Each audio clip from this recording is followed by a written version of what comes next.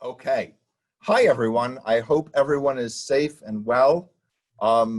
Really, one of my highlights every month is the ability to come on to Zoom and talk with our members and talk with our community.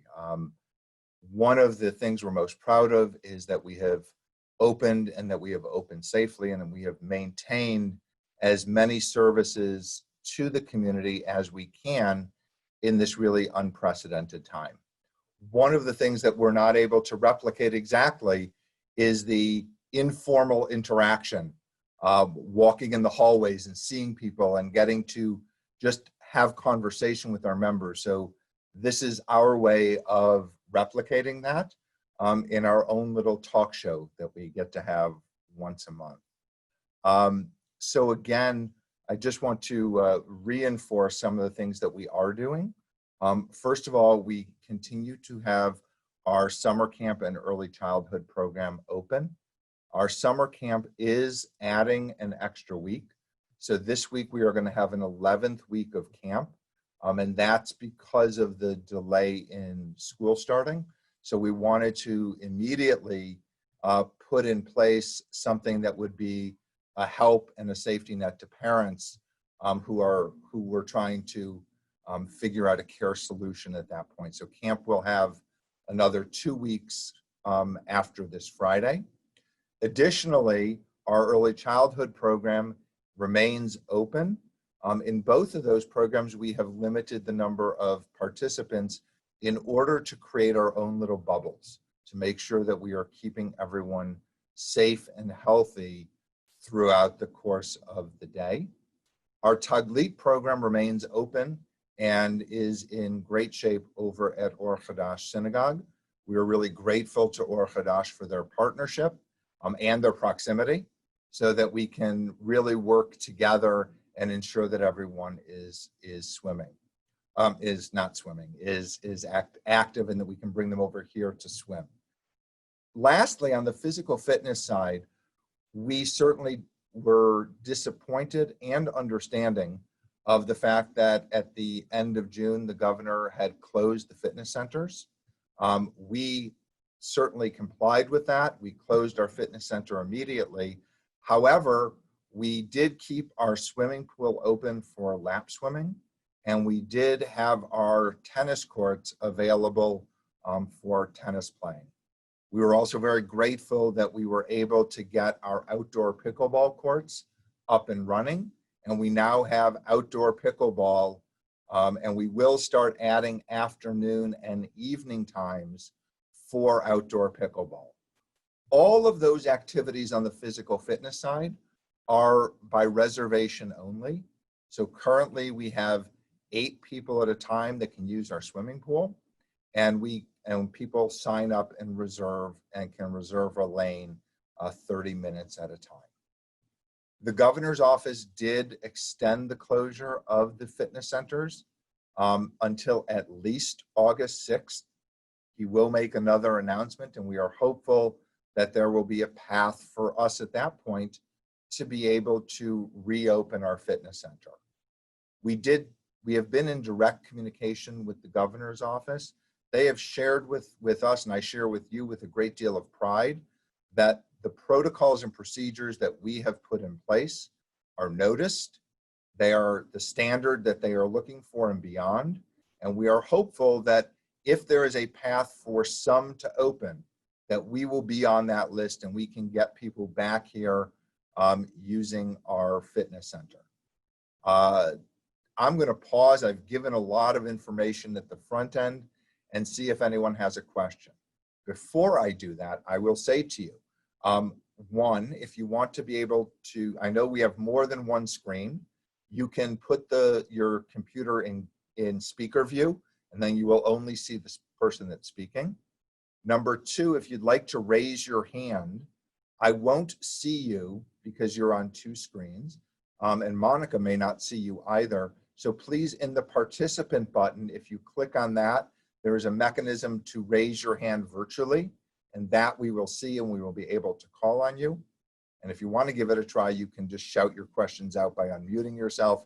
That may not be as effective as we would like. You can also use the chat function. I will be posting Todd's email address as well as mine there if you have questions for offline, but you can post your questions in the chat and we'll be monitoring that.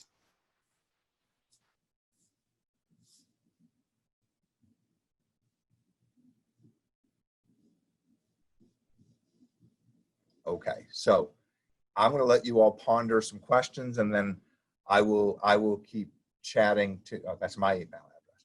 I will keep chatting to you.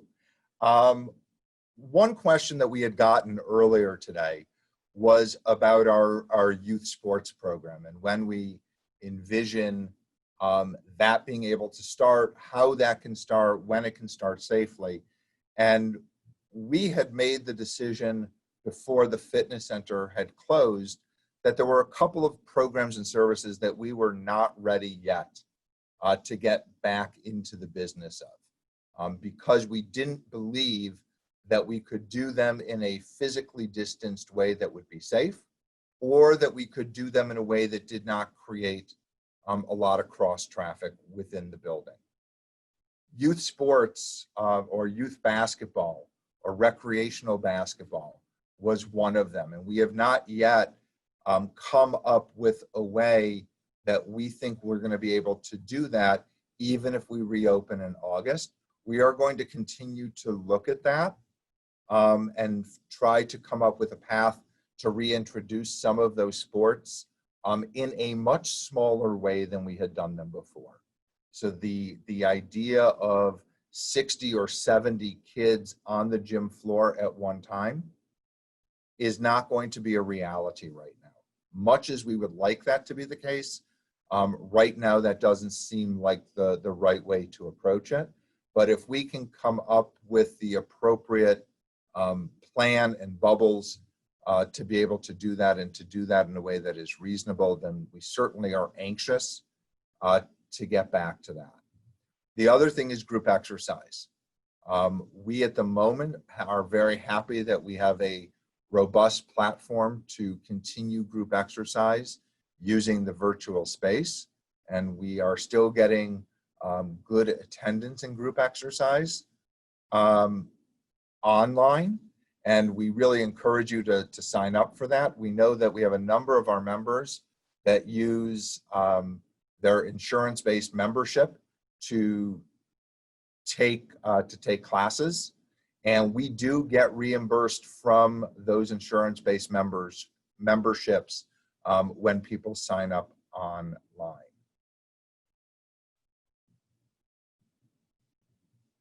What are the ways that the J needs support? So one of the things that we're very grateful for and we need ongoing support for is that there are a couple of things that people have done to be helpful to us. One is, as we are closed, as we offer people the opportunity and invite people to donate part of their membership dues or make a donation to our COVID relief fund, that is tremendously helpful to us. The JCC, in truth, used to earn 92% of our income through programs, services, and membership. And right now, our earned income stream has been diminished, and some of our overhead is reduced, but much of our overhead at the moment still remains in place. And we are working to find grants, to find opportunities through development and fundraising. So any support that our community can offer to us, we are grateful for, and it truly does make a difference as we continue to try to provide support to the community. And early childhood next week is closed for staff training. We do have a break each year, and we're continuing that same cadence with early childhood of taking a pause from summer before the school year begins in order to provide some additional training and support for all of our faculty that are working with the program. Some of the things you may not know, though, that I'm really proud to share with you is that working in partnership with Pima Council on Aging and Catholic Community Services, the J is providing 650 meals a week the 3 different apartment complexes. So our cafe is not as busy as it was. It's not open as long as it is, but we're actually serving more meals because we are physically delivering meals to apartments with older adults. And we just got a pile of absolutely beautiful thank you notes. So I'm very grateful that in this time of difference that we are doing all that we can to continue to make a difference. We've also been able to host the Red Cross Blood Mobile in both June and July, and we have intention to continue that as a monthly experience. We are offering a program called J-Care Plus. J-Care Plus is a concept that we developed in order to be able to serve families and children while parents are trying to work, and school learning in part is going to be in a remote setting. So parents will be able to sign up, drop their children off here at the J. We will be able to provide supervision and some facilitation for students to be able to get their schoolwork done. And then they'll be able to have some recess and time here in a social environment. And currently there are almost 50 children registered. And we think that as schools finalize their decisions as to what their program is going to look like, we will pick that up. We're really grateful to be able to provide programming like that, that both benefits us in terms of continuing to have activity, but also I think is a real service to the community. What we've tried to do at this time and at all times is to be service oriented and try to meet the needs and the evolving needs of all of our families. In the J-Care Plus program, we can accommodate up to 140 children. So if you have friends and others who may be interested in that service, please feel free to have them reach out to Josh Schenker, who is in charge of that program. I'll pause again and see if people have other questions, trying to read along as we're going.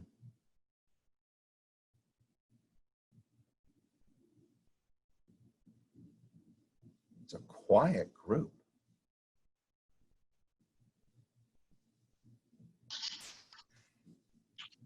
So our intention was to open and open safely. And we continue to, I think, have appropriate protocols and we act with an abundance of caution as we take care of our community. We are very fortunate to have a medical advisory committee who continues to work alongside us to ensure that what we created at the beginning of June still makes sense today. And the way that we're approaching things is with the caution and care of our entire community in mind. We are going to continue to have our Taglit Day program over at Or Hadash, even beyond the summer camp program. That is so that, again, we can keep that program physically distanced from the J and accommodate more students in our J-Care Plus program. If we were to bring Taglit back, we would be limiting ourselves in terms of the amount of service that we can provide.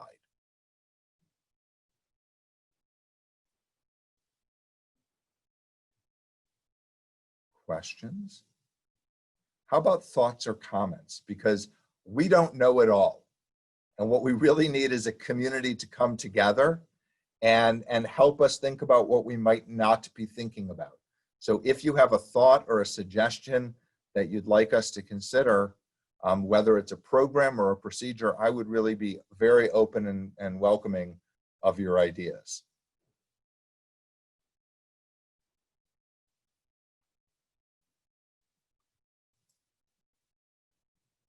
Christina? Well, you know, Todd, I always have ideas. Well, good. But I was just thinking as you were talking about, and no surprise to me that the state thinks that we're kind of the standard of practice when it comes to reopening the gym. And I also belong to another fitness club. And I think, I mean, not to as they say, take advantage of a crisis. But I think it would be really timely when we are able to open to do some direct marketing to folks up in the foothills or whatever, because there's some clubs up here that are not practicing the best standards or best practices around opening. I walked into this particular place and nobody was distancing, nobody was wearing masks. It was just kind of a nightmare. So I think there's some opportunity there. I know, a lot of the Jane members won't be rushing back necessarily because of health issues or whatever. And so I just think there are people out there that are looking for a safe place to work out. It's a great idea, and absolutely. We've actually sold this month over 20 new memberships already. So I think the word is out and we need to push it out there even more. And, ideally, I'd love every hour to have the 35 people that we can accommodate here and using the J. We are going to look into August about doing some small scale group classes and other classes outside. I know the weather is a bit of a barrier to doing that. But we are going to see what we are able to do. And obviously as the fall gets more upon us and it's not 113 degrees, that will certainly become more appealing.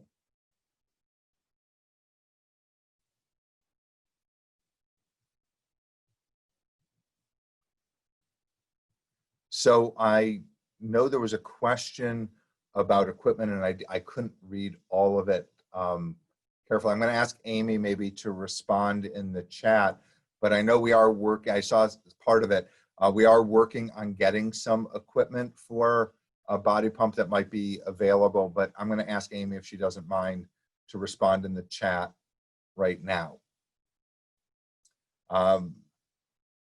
So we were fortunate to get a payroll protection loan during the first round, which really had helped us. And I'll share very transparently that we received that loan towards the end of April, and we did not rush to hire everyone back while we were closed. We waited to hire people back until we were reopened.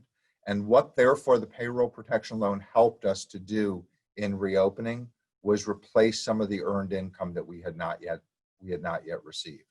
And when the government extended the usage of it, we were able to use that loan to cover payroll through the end of July.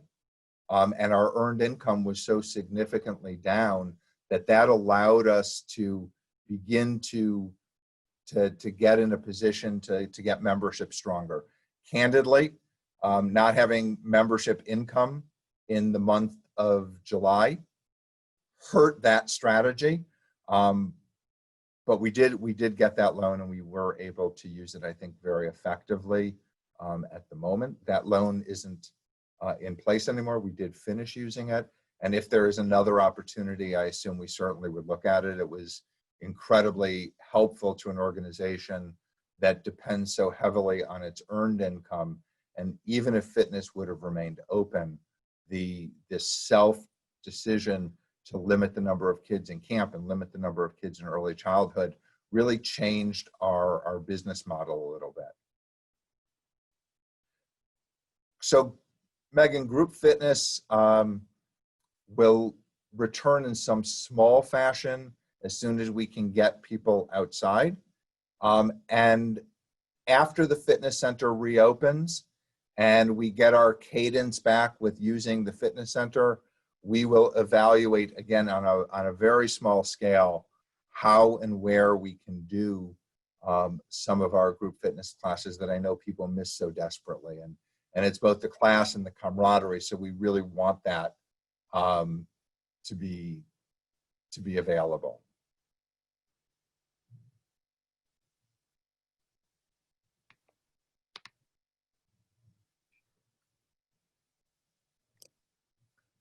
Any other questions? Hi, Todd. This is Tom. Tom Moon. So unfortunately, my wife and I are going to be leaving the area soon. We're moving to San Francisco. But I just wanted to say that, you know, as someone who's played tennis for like 15 years, Sasha and Chuck are by far the best coaches that I've met in my career. And there's a lot that you guys could do to really poach people from, say, the racket club. The courts that you guys have put in are by far superior to anything they have over there. And with the addition of the Sarver Center, I think that you guys have a leg up on pretty much every place in town, as a private facility.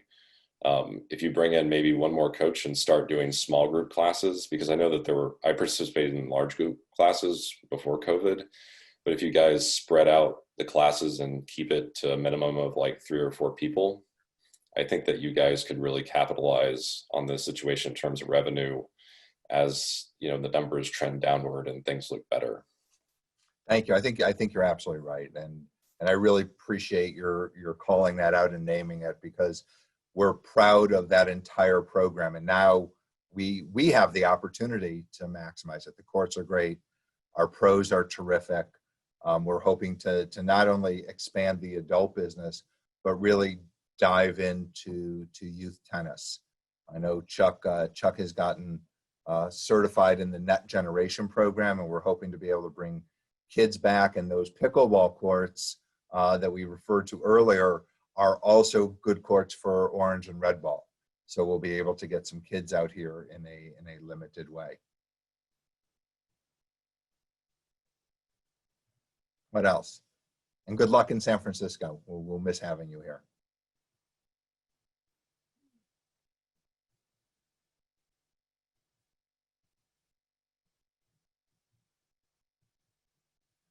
All right, so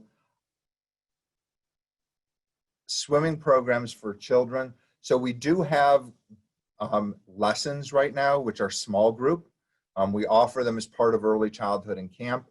And I know that on the weekends, there are people who have signed up for private swimming lessons and throughout. We are evaluating come fall, reintroducing our swim team, the Stingrays, in a different way than we've had it before. It won't be as large, but we are working on a plan to bring that back. We did pause from the Stingrays during the summer. It was candidly too many populations trying to use the same space, and we felt that the pause would give us opportunity to do it and to do it right. So I think you'll see more youth swimming in addition to the lessons come fall. And just so you know, the splash pad was closed as part of the gym's closing. We did check, and because of what it is and how it's used, it is considered a water park.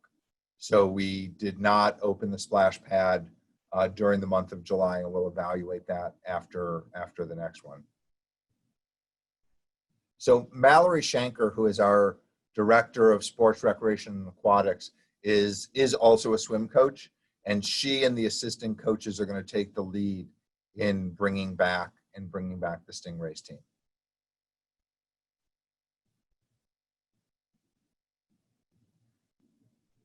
And Coach Lauren and Coach Ethan, as Amy just said to everyone, are still here and will be an active part of it.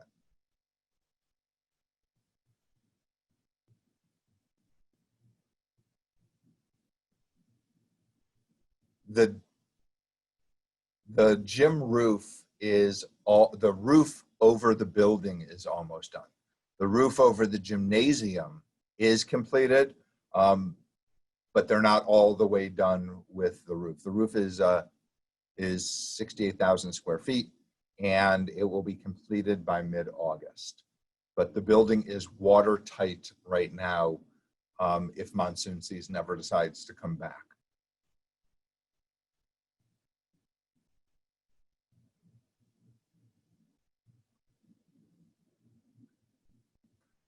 So I am happy to stay on the Zoom. I know we're called until 10:45, I think, or 10:30, I don't know. But I'm happy to hang out. If you all have questions, stay on. If you have other questions that you want to email to me privately, Monica had put my address in the chat. Please feel free. And I look forward to doing this again next month. And while we're open and getting more open, I think we're going to continue to do this. I really appreciate everyone taking their time to come and be a part of these conversations. So ask more questions if you have them. If you feel like hopping off, you can hop off, and we'll hang out as long as people are still talking. Everyone have a great day. Thank you all for joining us. Again, if any questions, feel free to reach us. We will be concluding our meeting. Have a great day.